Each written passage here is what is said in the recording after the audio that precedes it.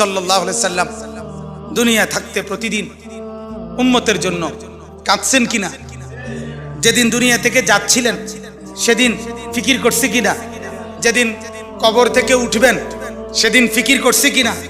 হাসরের ময়দানেও সমস্ত নবীরা আদম থেকে ঈসা, সমস্ত আম্বিয়া, আউলিয়া, সাহাবা, সমস্ত মানুষ হাসরের ময়দানে জাহান্নামকে যখন আনবে, ওয়াজিআ ইয়াউমা ইদিম বিজাহান্নাম, আল্লাহ তাআলা কোরআনে বলছেন হাসরের ময়দানে ফেরেশতারা জাহান্নামকে টেনে হাসরের মাঠে নিয়ে আসবে।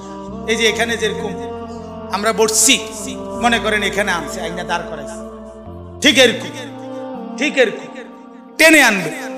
70,000 আগুনের শিকল দিয়া বেঁধে জাহান্নামকে আনা হবে।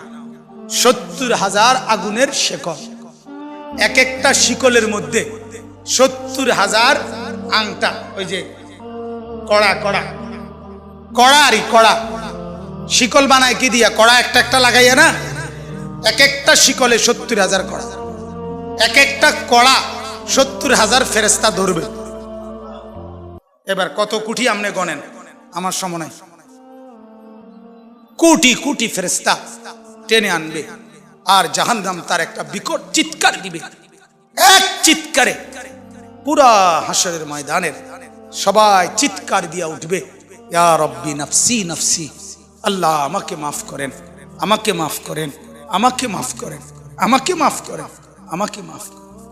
আদম থেকে ঈসা নবী ওনারা বলবেন, ফেরেশতারা বলবেন, জিনরা বলবেন, আম্বিয়ারা বলবেন, আউলিয়ারা বলবেন, আতকিয়ারা বলবেন, আসফিয়ারা বলবেন, সাহাবারা বলবেন, ওলামারা বলবে, মুহাদ্দিসিন বলবে, মুফাসসিরিন বলবে, ফুকাহা বলবে, খুতাবা বলবে, আইম্মা বলবে, মুয়াজ্জিন বলবে, হাফেজে কোরআন বলবে, সাধারণ মানুষ বলবে, হর ইনসান বলবে, ইয়া রব্বি নাফসি নাফসি, আল্লাহ আমাকে বাঁচান, আমাকে বাঁচান, আমাকে বাঁচান, আমাকে বাঁচান।